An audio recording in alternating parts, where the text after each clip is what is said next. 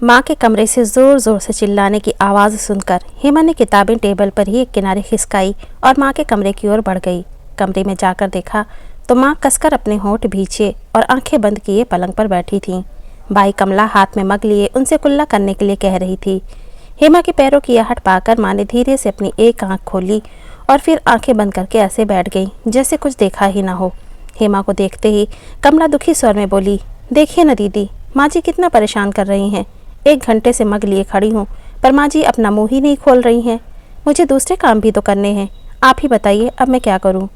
माँ की मुखमुद्रा देखकर हेमा को हंसी आ गई। उसने हंसकर कमला से कहा, तुम जाकर अपना काम करो, माँ को मैं संभाल लूँगी। और ये कहते कहते हेमा ने मग कमला के हाथ से लेकर माँ के मुंह के सामने लगाकर माँ से कुल्ला करने के लिए कहा, पर माँ छोटे बच्चे के समान मुंह बंद किए ही बैठी रहीं। तब हेमा ने उन्हें डांट कर कहा, माँ जल्दी करो, मुझे ऑफिस जाना है। हेमा की बात सुनकर माँ ने शैतान बच्चे की तरह धीरे से अपनी आधी आंखें खोली और मुंह घुमाकर बैठ गईं। परेशान हेमा बार बार घड़ी देख रही थी। आज उसके ऑफिस में उसकी एक ज़रूरी मीटिंग थी, इसलिए उसका टाइम पर ऑफिस पहुंचना बहुत ज़रूरी था।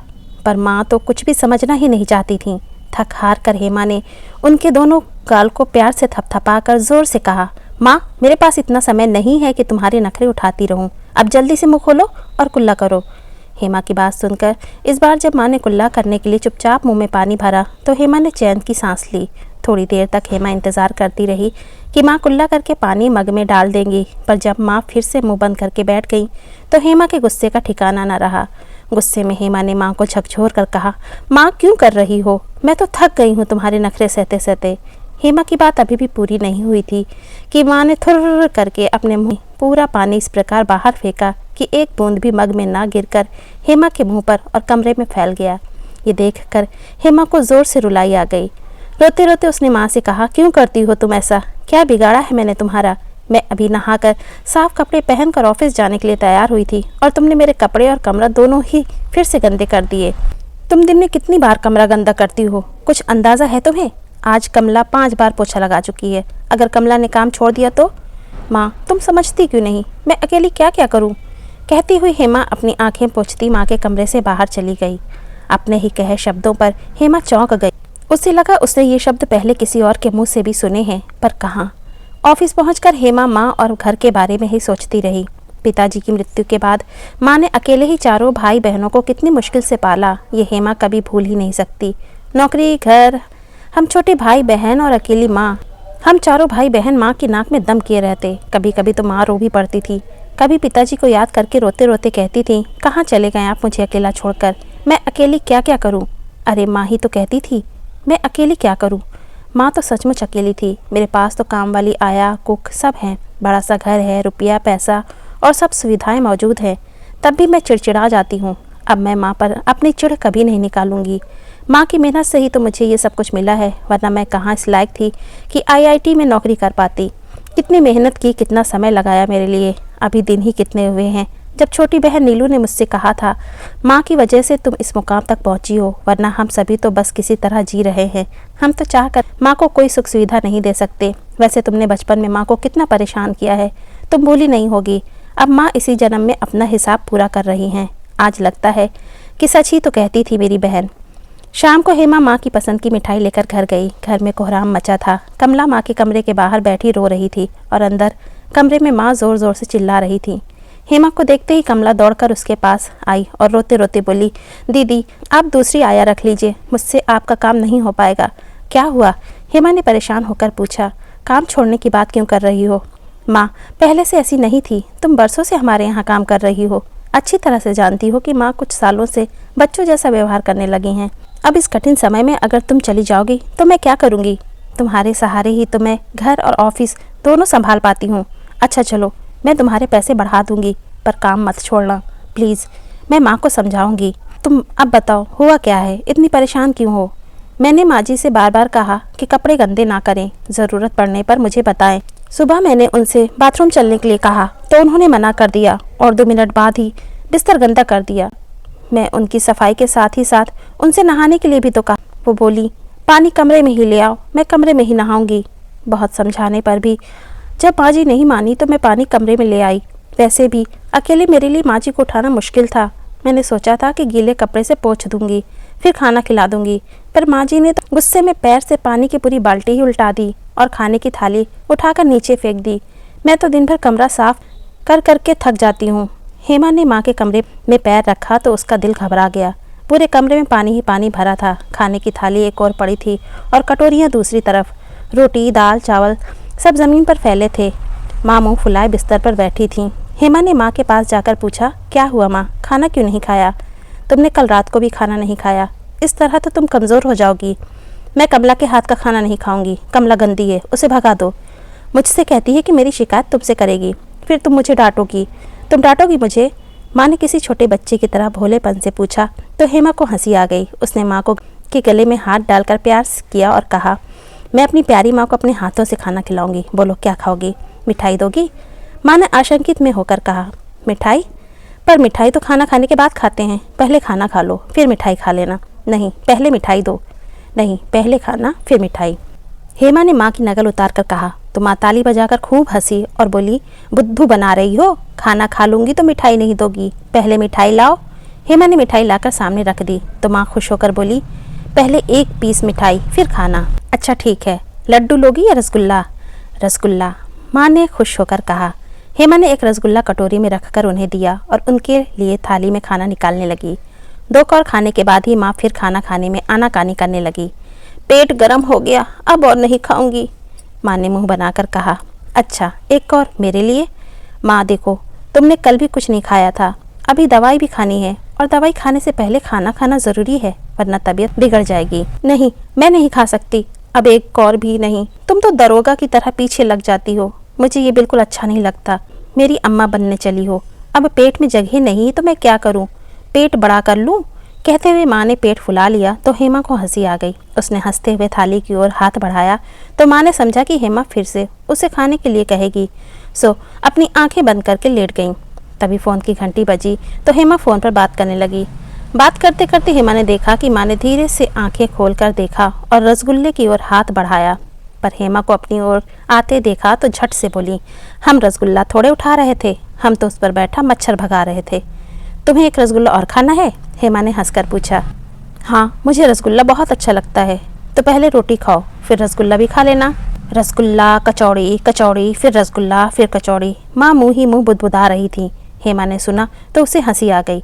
शाम को मेहमान आने वाले हैं, तब तुम्हारी पसंद की कचौड़ी बनाऊंगी, हेमा ने माँ को मनाने के लिए कहा। तो माँ प्रसन्न होकर बोली, हींग वाली कचौड़ी?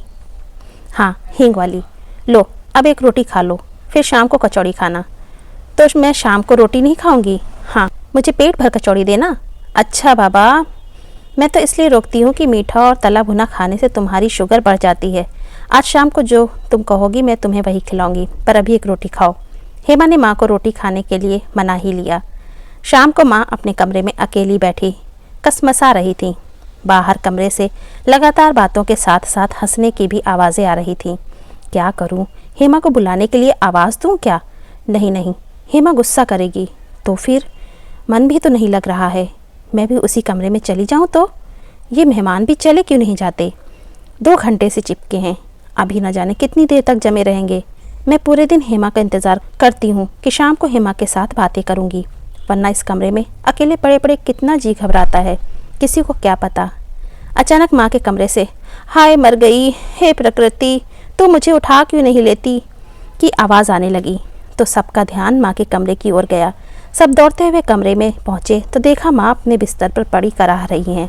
हेमा ने माँ से पूछा, क्या हुआ माँ, कराह क्यों रही हो? मेरा पेट गर्म हो रहा है देखो, और गर्म होता जा रहा है, गर्मी बढ़ती जा रही है। खड़ी खड़ी क्या कर रही हो? मेरे पेट की आग से पूरा घर जल जाएगा, सब जल जाएंगे। माँ की बात सुनकर हेमा ने कहा, चलो अस्पताल चलते हैं। फिर हेमा ने मेहमानों से कहा, आप आराम से बैठे, मैं माँ को डॉक्टर को दिखा कर आती हूँ। समय की नज़ाकत को भांपते हुए मेहमानों ने भी कहा, आप माँ को अस्पताल ले जाएं, हम फिर कभी आ जाएंगे। मेहमानों के जाते ही माँ आराम से बैठ गई और टीवी पर अपना मनपसंद सीरियल देखने लगी। हेमा गाड़ी की चाबी लेकर कमरे में आई और माँ से बोली, चलो माँ। कहाँ? माँ ने हंसकर पूछा। कहाँ? अस्पताल, और कहाँ? अभी थोड़ी देर पहले तो तुम तड़प रही थी। हेमा ने अपना पर्स उठाकर कहा। हाँ, पर अब नहीं जाऊँगी। क्यों? अब मेरी तबीयत ठीक हो गई, मैं अस्पताल नहीं जाऊँगी। अरे, फिर से पेट गर्म हो गया तो आधी रात को जाना पड़ेगा। नहीं, नहीं जाना पड़ेगा, माँ ने आराम से कहा। क्यों? क्योंकि मुझे कुछ हुआ ही नहीं है, मैं तो एकदम ठीक हूँ। तो वो क्या था जो थोड़ी देर पहले हो रहा था? वो तो मेहमानों को भगाने के लिए मैंने नाटक किया था। अच्छा था ना? माँ ने बड़ी मासूमियत से कहा तो हेमा ने अपना सिर पीट लिया। अब वो माँ को क्या बताती कि ये कोई रोज़ के बैठने वाले मेहमान नहीं थे। इन लोगों को उसने अपनी बेटी के रिश्ते के लिए बुलाया था, पर क्या हो सकता है, रोज़ रोज़ यही होता था। हेमा ऑफिस में भी घर की ही चिंता में डूबी रहती। पता नहीं माँ ने घर में क्या तबाही मचाई होगी। कमला होगी भी या काम छोड़कर भाग गई होगी। घर जाकर जब सब कुछ ठीक देखती तो चैन की सांस लेती। हेमा को चिंता में डूबा देखकर उसकी सहेली ने पूछा, क्या कोई परेशानी की बात तुम्हें खाई जा रही है?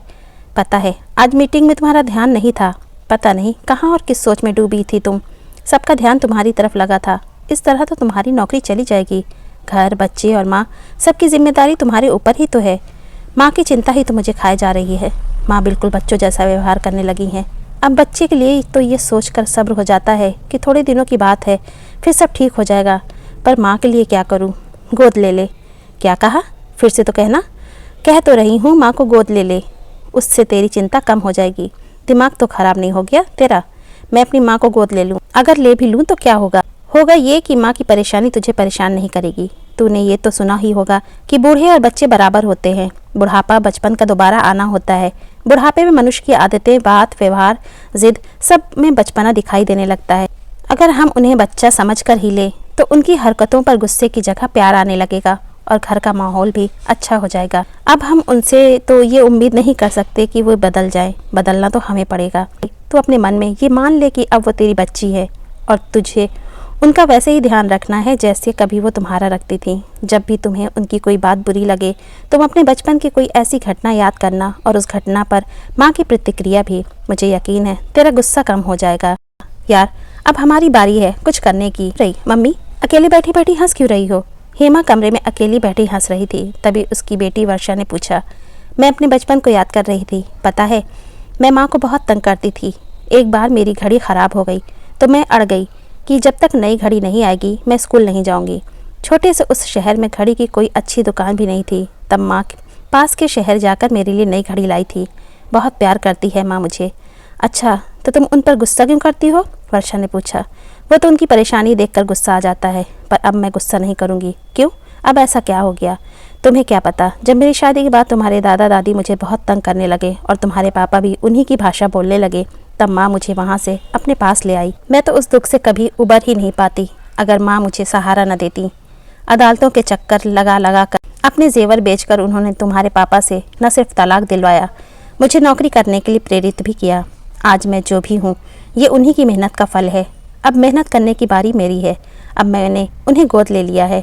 अब मैं उनकी माँ हूँ और वे मेरी प्यारी सी बच्ची।